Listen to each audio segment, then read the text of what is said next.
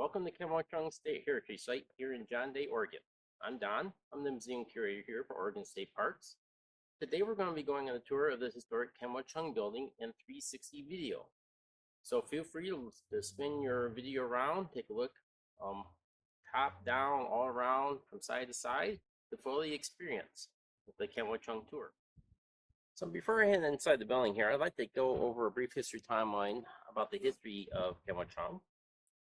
So in 1862, that's when gold was discovered in Canyon City, just south of us here. And like typical mining communities of the West, they had their own Chinatown there as well. When gold was discovered, different miners on their way from California and Nevada to Idaho and Montana, camped on Canyon Creek, accidentally found gold, formed a town. Well, right in behind them was the Chinese laborers and miners. Basically did the same thing. Camped on the creek, found gold, formed a Chinatown. In 1865, that is what when this building here was built, everyone assumes it's built by the Chinese. However, new information got a few years ago. It's been confirmed it's built by the Dawes Military Road Company as part of Congress's legislation to improve trade and supply routes to the West Coast. So this is actually built as a little supply depot for them and a stage stop. In 1871, some Chinese laborers actually bought it, turned it into a general store, and named it Chung Company. And that's the original sign up there on the building. In 1885, a couple things happened that year. First off, the Chinatown that was in Canyon City mysteriously burnt down, and the Chinese were not allowed to rebuild there. Instead, they were forced to come over here to John Day and build in this location. To give you an idea how large it was, the southern extent was right over there by the green fence. The western boundary was into the city park, right behind the building here. Eastern boundary was right about where that road is behind the trees there behind you. And then the northern extent was right about where those houses are right now. Right about where those bike racks here are near the blue building is where the Chinese temple used to be. So what we are standing in right now was the main street of Chinatown. That meant in 1885 that there's about 2,000 Chinese immigrants living here, which made it the third largest Chinatown in the U.S., only after San Francisco and then Seattle or Portland, depending which time you look at. Also in 1885, that's when we think Wang An and Ng Dake actually first met. Wang An, the businessman, Dake, the doctor. They decided to go into business together and partner up, so they bought Chung and Company in 1887. That's really when this story here begins. By 1910, most of the Chinese population had left. All the labor jobs in ranching, railroad, and mining were pretty much gone, so a lot of the Chinese went back to Portland, or they went back to China. In the 1930s, most of Chinatown itself was also gone. Fire came through, burnt down a few of the structures, including the Chinese temple, and then the John Day dredge looking for gold on the river pretty much buried the rest of Chinatown underneath all the tailing piles. In 1948, Ake fell, broke his hip, had to be taken apart and to be mended. He thought he'd be back in a few weeks. So he just locked the doors, locked the windows, and he never returned. So the building sat vacant and non-open for the next 20 plus years until the late 1960s. At that point, the city of John Day was going to develop the area and tear the building down, but one of the city council members said, well, maybe before we do that, we should see what's inside the building first. So he unlocked the doors, looked in, came back, and said, we're going to make this a museum. So that's where our story now begins. So at this point, we'll head inside the building here. Okay, I think we're ready to head on inside the building now. If you follow me, we'll begin our tour inside the building. As we're going in, notice this little bullet hole right here on the doorway. So we are now entering the Chung building. As you can see, it's pretty dark in here. So let me go ahead and get the lights turned on. So this is pretty much what the building looked like when they first opened up in the 1960s. If you notice over here, there is a bullet hole. A lot of people question the intelligence of the Chinese, because as most people know, tin is not necessarily the best material to stop bullets. What their main concern was people throwing flammable objects to burn their buildings down. So they put tin in the doors and windows to help prevent that. In this case, it's kerosene cans they flattened out, put on here. Over here, you notice that they also add steel accordion door for add protection here as well. Because when you go ahead and close the door, you can see where the bullet passes through anyway. So this is pretty much what the building looked like when they first opened up in the 1960s. But the only thing that really changed is that we removed a lot of crates and boxes from the main floors here, so we can open up for folks to walk through. But as you can see, everything is still in its place as it was in 1960 when they first opened up the building, including the fruit over here in the corner. The main room that you're standing in right now had two purposes. During the day, this was Doc K's waiting room. What he would have you do is come and sit on these different stools and chairs around the room, have you sit there. He'd call you over into this big red chair. That chair is where he'd have you sit, and he would feel your pulse. You put your arm on that little stool. You used to have a little pillow right there. He would feel your pulse, called pulsology. He was able to distinguish 24 different pulses, and then he would ask you a couple questions, see what was ailing you. Here is the apothecary. This is where Doc K would select some of the 500 different ingredients he had back here, depending on what was ailing you for your treatment. They would include things such as animal extracts, herbs, and minerals. One of the best known ones is, if you can see right here, are bear paws. There's some deer legs. On the back wall, there in the tall bottles are snakes in there for his snake alcohol. So we will come back in here for a second.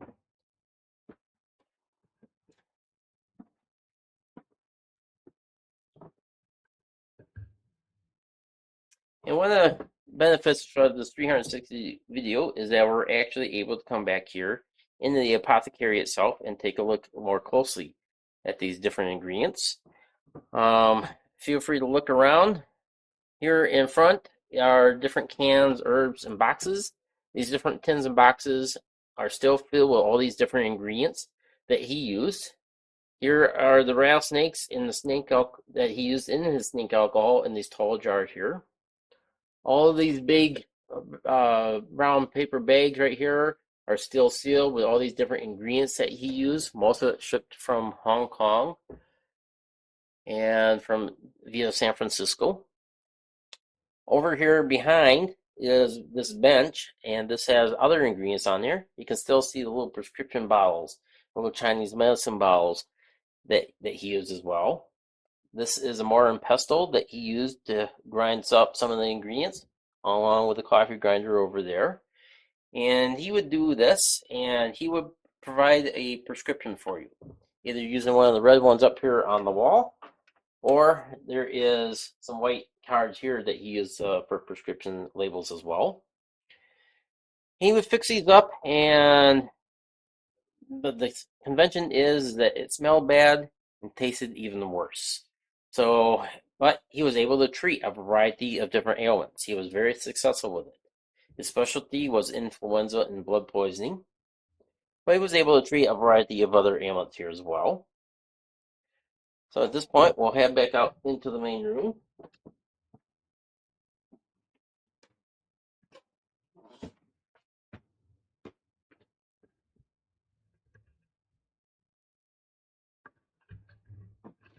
Over in this corner is Doc K's bedroom. This is where he spent the next 60 years of his life, in this little room right here. We'll bring up the camera up a little closer so you can see inside.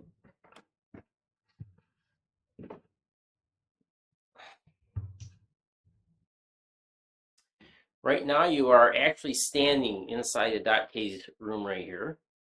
As you can see, it's sparsely decorated, not a lot going on. A couple unique things to point out. If you look right there on his little end stand, there's a variety of items on there, including alarm clocks, straight razors, soap, a little incense for personal ceremonies that they would do at night, and also that meat cleaver. Meat cleaver had a little story behind it, and we'll get to that here in just a moment. And if you look underneath his bed, there is a trunk. In that trunk was found $23,000 worth of on-cash checks, which in today's money, that would be close to $320,000 in today's money. And a lot of people were questioning the reason why Doc Kane never cashed checks. But one of the main reasons is that you have to keep in mind the time frame. Most of the checks were taken during the 1920s and early 1930s. And so what was happening during that time period? The Depression. And so what he would do, he would accept the check, but he told friends around town that the reason he didn't catch them is because he did not need the money, but they did. So he just never cashed the checks. Going back to that meat cleaver on the stand, because of the 1882 Chinese Exclusion Act, Chinese were not allowed to own firearms, so they used cleavers. They used it for everything every day.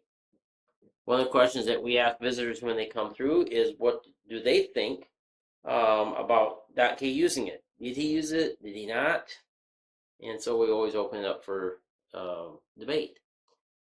Well, in 2006, we actually had oral histories done for local town folks about their knowledge of Dot K and Langan.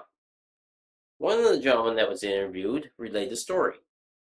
When he was much younger, he and some friends were very curious about what was inside this building. This is at a time Dot K lived here by himself. So one night, they decided to break into the building. And this is at a time Dot K lived here by himself. And the kids were about 10, 12 years old at that time. They broke in through the front door, which we'll come back out here for.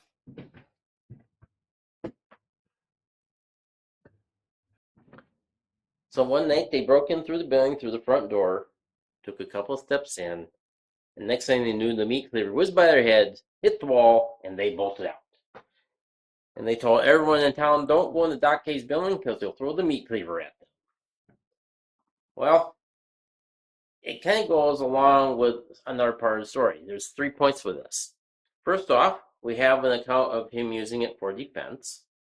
Second point is, when he was throwing the meat cleaver, he did not know where he was throwing it because he was actually blind.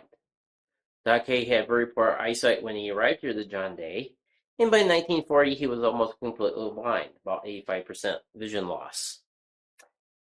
Point. When you have the younger generation telling stories about meat cleavers being thrown at them, and then the older generation that knew Langan and Doc K and respected them for being members of the community, goes a long ways why this building was never vandalized during that 20-year period. We do know a couple times it got broken into by local kids looking for fireworks, but even they admitted they thought they were hearing noises.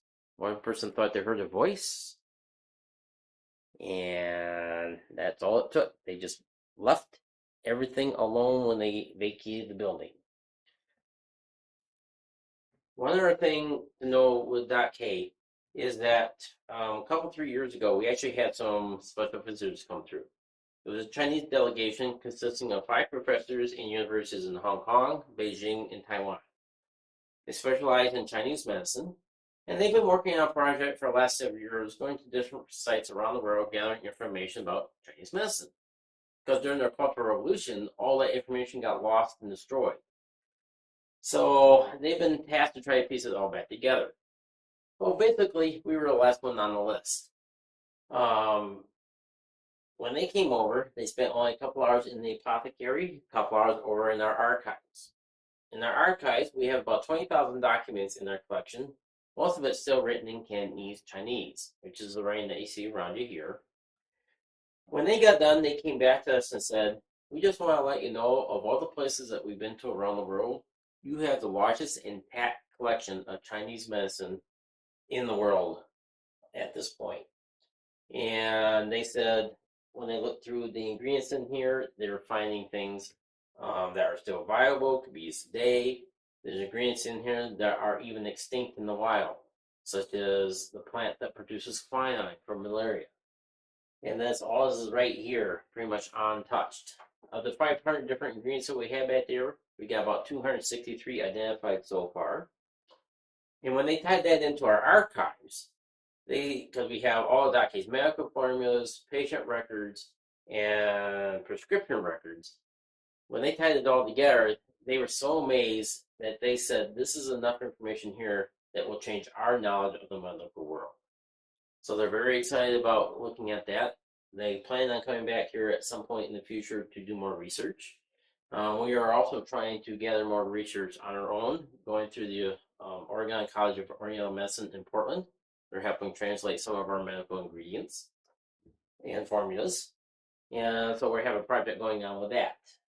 There's potential here for a lot of research. We are only one of 3 places in the world that have an intact collection of both ingredients and documents, and we are definitely the largest in North America. The other places are placed in New Zealand and then in London. So the main room that you're staying in right now had 2 purposes. The second purpose was lung up. He would come on at night after Doc K was done with his doctoring of his patients. He would come out, and he was the China boss. He was able to speak and write English and Chinese very well.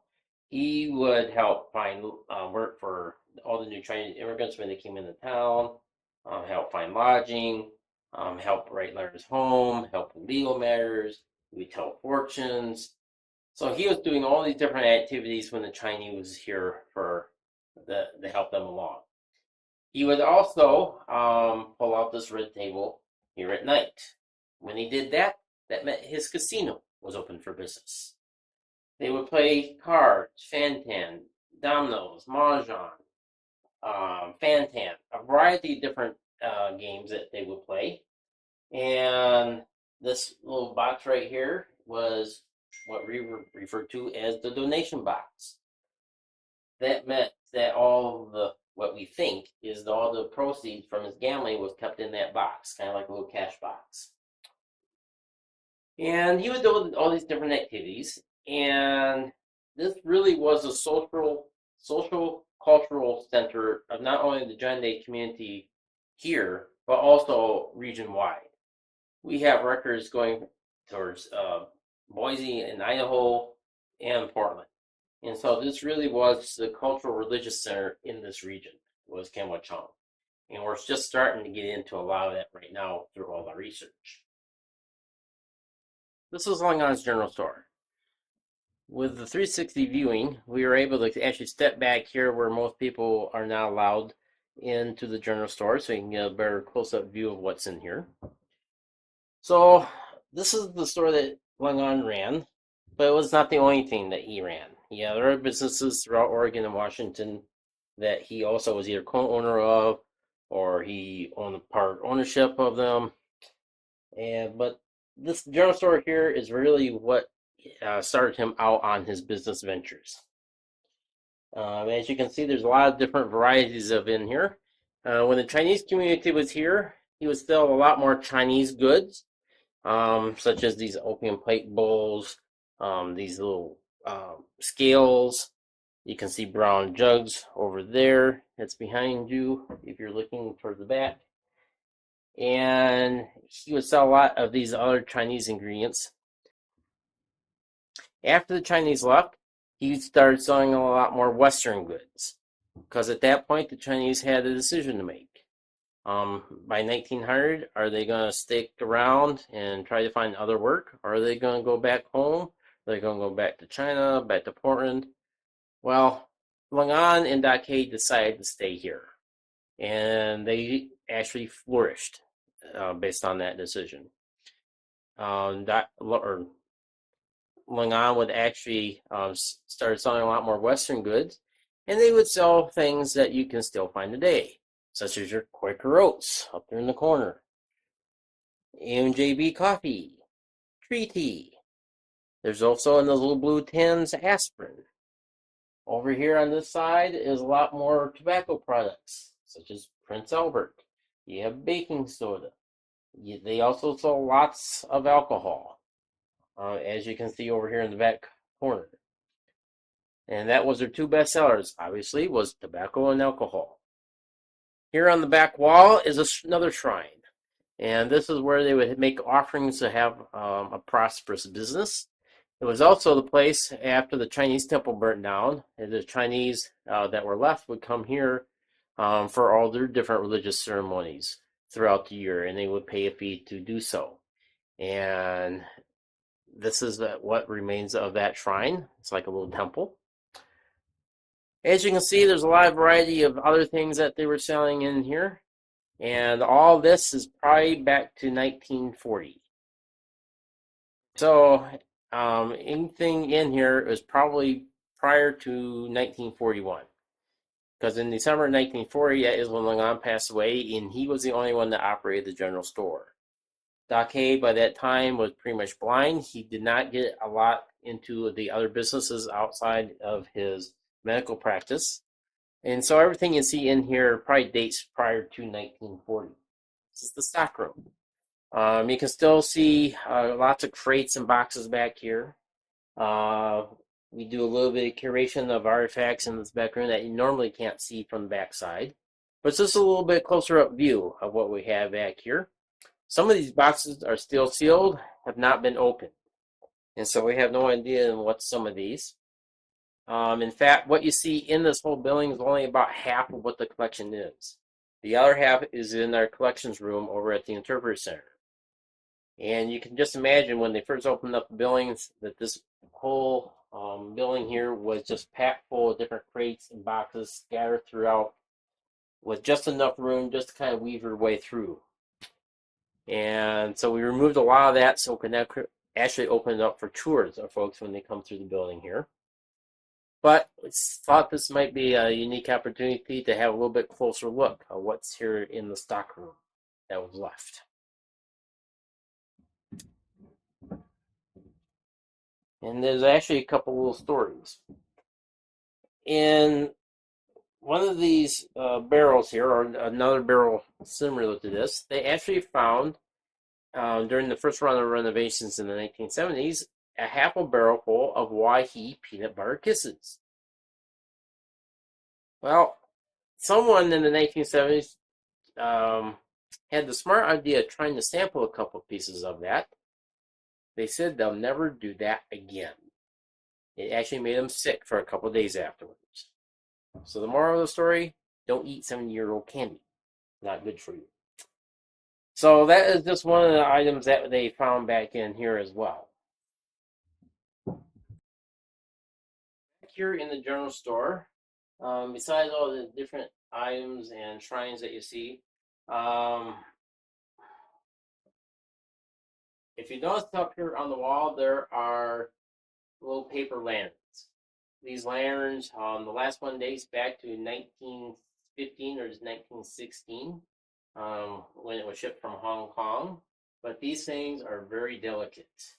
One of the things I do as the curator here is once a year I come through and clean all the items and the shelves and the walls of the building because even dust is slightly acidic, so I want to make sure that we keep an eye on that. But doing these little paper lanterns is very, very difficult.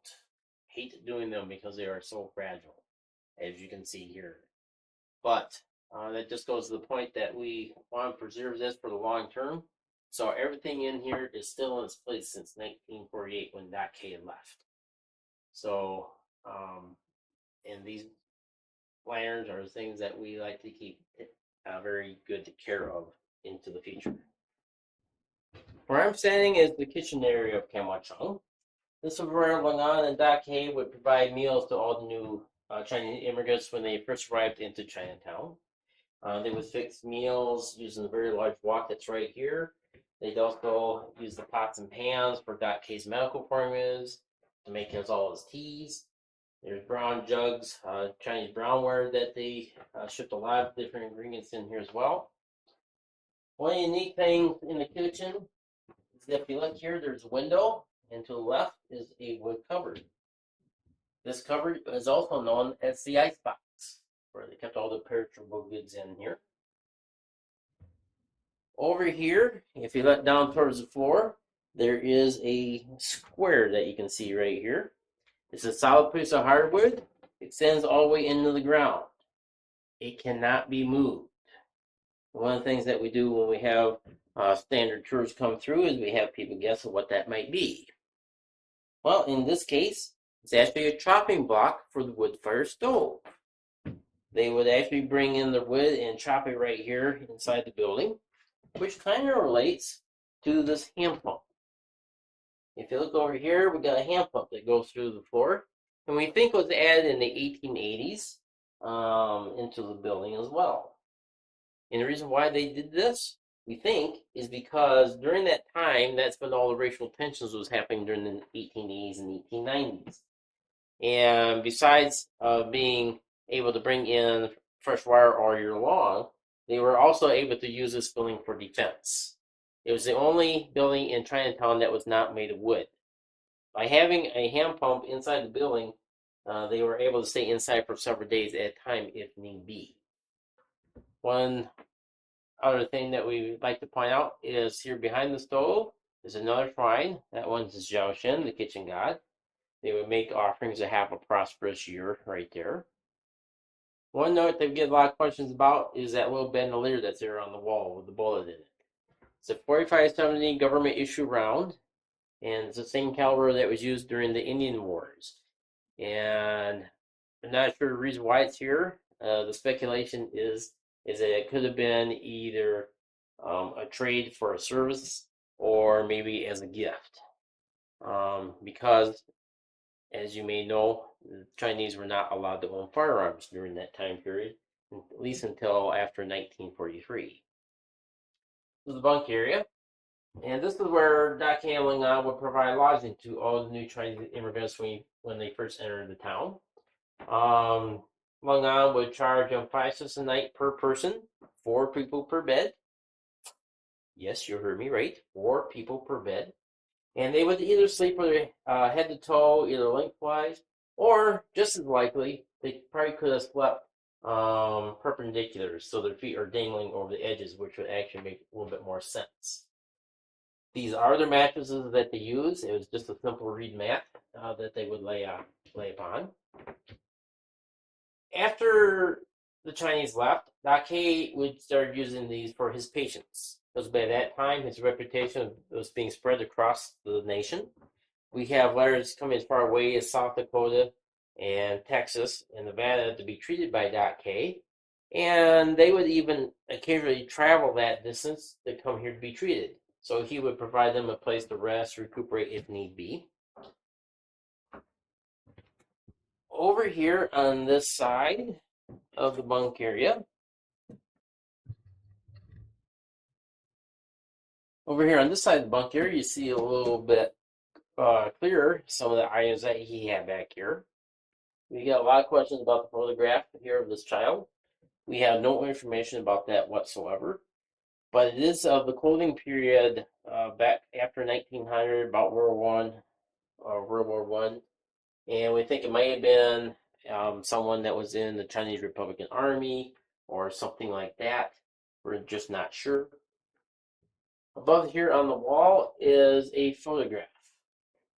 This was actually a gift to Long An by the bank president, and the photograph states, "To Long An of John Day, Oregon, a staunch friend and loyal supporter of the First National Bank of Portland, Oregon." This is the U.S. Bank today. There's a little story behind this, which I got to step back for. In the 1930s, Dake and Long An got together with a rancher by the name of Herman Oliver. They got together and said, "We are not going to pull the money out of the Grant County Bank." This is during the Great Depression. So it was one of the few banks in the region that did not close during that period. Well, we always assumed that Long An received this gift because of the amount of business that he was doing. Long An had at least 7 different banks with numerous bank accounts among them during his time as the businessman of Chung. And we always assumed that he received the award because of all of that money and business that he was doing with the bank. Well, a couple years ago, as we were scanning our archives, I came across a letter from that bank president. In that letter, he said, "Long An, I wish to thank you for loaning us the money to keep the bank open." That is a huge deal, because most typically during that time period, which was the 1930s, Chinese did not do a lot of banking. and Langan did.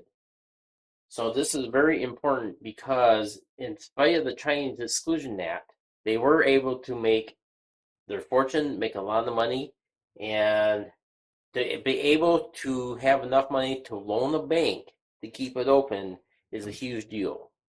Not only because they're Chinese, but any individual does not normally have enough money to keep, uh, does not have enough money to loan to a bank to help keep it open. So we thought that was a very significant part of the story here. This is Longan's bedroom, and this room was added on sometime about 1914. When they first opened up the building in the 1960s, it was found with extreme water damage. And so most everything in here has been replaced or reconstructed. The only thing that's still original are the doors, windows, and the electric wiring right here, which is knob and tube, and it still works. It's not hooked up to a high voltage power source. It's only hooked up to a 12 volt power system. So it's perfectly safe to be on, and it's still functional. So when the reason why we think Langan added on the room was because by that time he was doing a lot of business, and he did not want to disturb Doc K. Because if you recall, Doc K lived, or his room was at the front of the building, and we don't believe that Langan wanted to disturb Doc K at 3 o'clock in the morning when he was coming home from gambling or business or traveling. And so he added on this room with another doorway. So a couple other key things with Langan is that, as you can see, he really was a businessman in Chung. And as I alluded to earlier, he had land and mining claims throughout Oregon and Washington. He had other businesses that he was either co-partner of or he owned outright. He had numerous properties, including over in Portland and even on the West Coast. And he also was involved with the stock market. He was an astute gambler. He was out gambling all the time. And he owned racehorses. And he would actually name his racehorses after the original orders. He also owned the first car dealership in Eastern Oregon, which we come to find out that in 1926 he won an award for selling the most cars. If you don't know the story, that Langan sold over 100 cars in the city of John Day, which he was written up in a auto magazine of the time, telling how well he did with selling the vehicle. It's called a tourist garage. And he operated that from about 1921 up until the time of his death, and shortly afterwards it was sold to one of his business partners. But there is stories and documentation that what he would do is go get a ride to Portland, and he would drive the new vehicles back here to John Day. And apparently not every vehicle made it here brand new. In fact, we have records where he would hire kids as young as 13 or 14 to drive the vehicles from Portland here to John Day. And as you can imagine, that probably was not very good on some of the vehicles. Langan also was involved with a lot of other activities here as well. In 1940, he passed away in December at the age of 78. When he passed on, his estate was worth about $93,000 at that point, which in today's money is about $1.7 million. Left everything to Doc Hay. When Doc Hay fell and broke his hip in 1948, like we said, he went on to Portland to be mended. He never returned. And so he passed away in Portland in a nursing home in 1952 at the age of 89. When Doc Hay passed away in 1952, he also wrote out a will, leaving everything to his son. But because the Oregon state law at the time, estate money could not be given over. And so the courts at the time ruled that the estate money had to stay here, and so it was given to Bob Waugh. Side story with Bob Waugh is he was a nephew of Doc Hay, And he lived in Idaho for a while. And then after Lunga's death in 1941-42, Bob Waugh came over to help Doc Kay. And he actually moved into the building for 2 or 3 years to help Doc Kay out. And they kind of remodeled a little bit inside the building here before Doc Kay actually paid for the construction of a house, which is over across the parking lot. And when he moved out, he still stayed here inside the building. In 1955, Bob Waugh actually, in an agreement, leased the property of Chung to the city so it could be kept in protection, with the stipulation it be kept as a museum and testament of the Chinese immigrants to the U.S. In 1966, when Bob Waugh passed away, in his will, he left everything to the city of John Day. But if you recall at the beginning of the tour, it said the city was going to tear the building down. That's because they actually forgot they owned the property. And in 1968, when they're going to do all the redeveloping, they rediscovered the documents, and so they looked through it and decided to make a museum because of everything that was in here.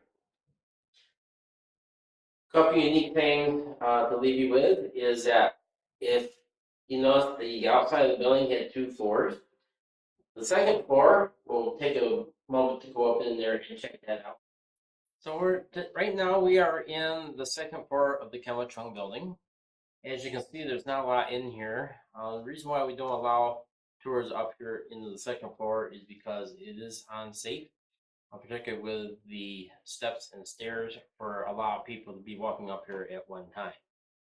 So the second floor was completed sometime in the 1890s, which corresponds with the completion of the Prairie City Railroad. Everyone thought there was going to be another big mining boom, including Langon. He wanted to add more bunk space. So he went around town, found the house, hoisted it up on top, and here's your second floor. He never did use it for lodging, but he did use it for storage. In fact, most of the documents in the collection came from the second floor right here. There's not a lot going on up here, as you can see, but one of the unique things that I want to point out to you is over here on this side is that you can see a brick fireplace that is a remnant of what used to be down below. And over here on this doorway are different newspaper articles, and some of them are dating back to the 19-teens. So when we tell people there's not a lot going on here in the second floor, now you can see that there really is very little up here in the second floor. And we do use it for storage of extra components, such as the chimney flumes and a couple other things like that. But in general, the second floor is not really used for anything. But it kind of gives you a hint of what it used to look like as a house before it was used for Chung. Now we'll go back downstairs and in the tour in Langan's bedroom. Here in Langan's bedroom, this is the end of the guided tour. There is a lot more to the story than what I had time to reveal here today. So whenever you can, come back out and actually get on the tour. Normally we're open for the season May 1st through October 31st, 7 days a week. And please visit the Oregon State Parks website, and you can actually book a tour in the future online. So keep an eye out for that. If you have any more questions, just give us a call. Our number is at the website of Oregon State Parks or on the webpage at the Friends of Chung and Company Museum. Thank you. Have a good day.